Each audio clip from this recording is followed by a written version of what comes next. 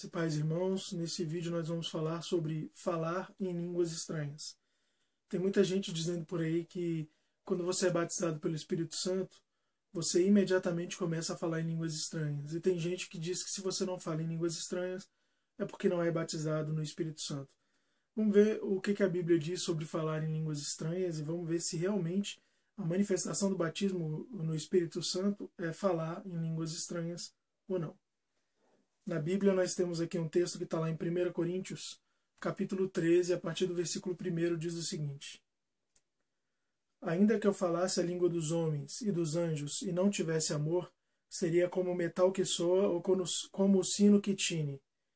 Ainda que eu tivesse o dom de profecia e conhecesse todos os mistérios e toda a ciência, e ainda que eu tivesse toda a fé, de maneira tal que transportasse os montes e não tivesse amor, nada seria.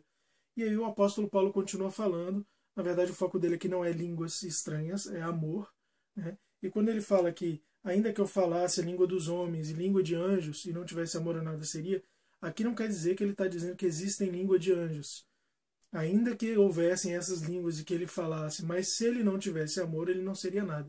Então o foco da narrativa aqui é no amor exclusivamente. Então tem muita gente que usa esse versículo aqui para dizer que existem línguas de anjos e Paulo diz que falava a língua de anjos. E não. Na verdade, ele está falando aqui sobre o amor. O amor é mais importante do que qualquer dom ou profecia. Ok? Tem outro versículo aqui, em 1 Coríntios capítulo 12, a gente vai ler a partir do versículo 7 até o versículo 11. 1 Coríntios capítulo 12, a partir do versículo 7, diz o seguinte: A manifestação do Espírito é dada a cada um para o que for útil. A um pelo Espírito é dada a palavra de sabedoria, a outro pelo mesmo Espírito a palavra da ciência, a outro pelo mesmo Espírito fé, a outro pelo mesmo Espírito dons de curar, a outro a operação de milagres, a outro a profecia, a outro discernimento de espíritos, a outro variedade de línguas e outros interpretação de línguas. Mas um só é o mesmo Espírito, opera todas essas coisas, distribuindo particularmente cada um como quer. Então, o Espírito ele é multiforme, ele tem vários dons, ele distribui a cada um como ele quer e para que seja útil. Para uns é dom de sabedoria, para outros o dom de variedade de línguas, para outros o dom de interpretação dessa variedade de línguas. Né? E a gente pode remeter aqui também na questão de Pentecostes, quando os discípulos receberam o dom de línguas e que eles falavam línguas de homens e não línguas de anjos. Depois você pode conferir aí também na sua Bíblia. Então não quer dizer, se você foi batizado com o Espírito Santo, não quer dizer, se você não falou em línguas, que você não foi batizado. Você pode receber todas essas variedades de dons que a gente acabou de ler aqui. Ok? E aqui mais uma vez não fala de línguas de anjos. Fala de variedades de línguas. Ok? E tem o último versículo que eu quero ler com vocês, e eu acredito que é o mais importante.